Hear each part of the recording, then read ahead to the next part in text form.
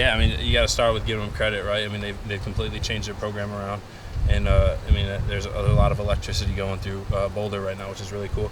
To start, I mean, obviously their quarterback's pretty electric. You know, he's been playing really well these past 3 games, and he's sticking out like a sore thumb when they're winning. So it's pretty cool to watch, you know, that transition for them.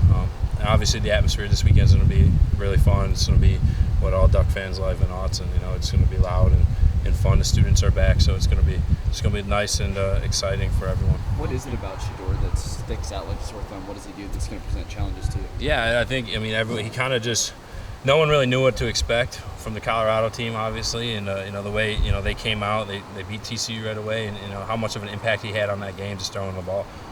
I think that's the one thing you see right away is how well he throws the ball, and you know how well he runs the offense. So I mean, it's going to be exciting to play against him and play against obviously Coach Sanders and a legendary person in the game of football. So just overall excited to be able to play these guys, and you know, had the opportunity to play in a packed stadium like we're going to.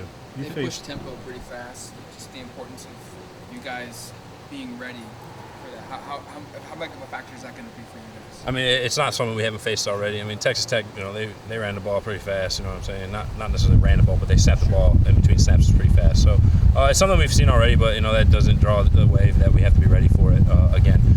So you know, just being in shape, you know, being mentally being able to think really fast, and you know, just simulating that in practice is huge. It's a big thing we do all week. So yeah, it's definitely going to be an important factor in the game.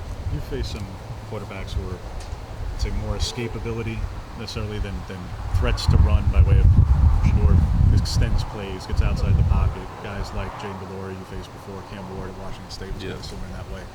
But those guys didn't have the arm that he has, or necessarily the arsenal of weapons that he has.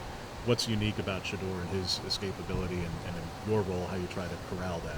Yeah, I mean, obviously he escapes and he still makes plays, which is pretty cool.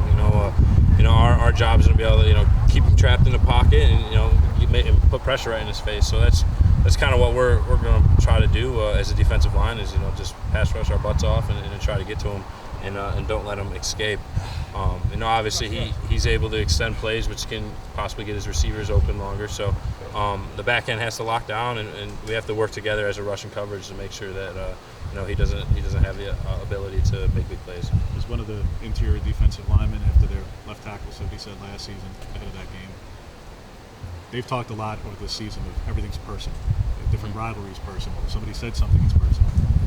Something was said about you guys, your position, maybe personal.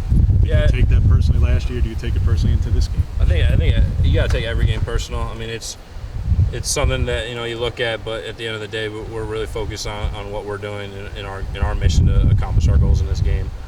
You can get into it if you want, but at the end of the day, you got to stay focused on what the task is. So that's kind of what we've been doing. Anything else? Thanks, Thanks, Jesse. Jesse. Appreciate you.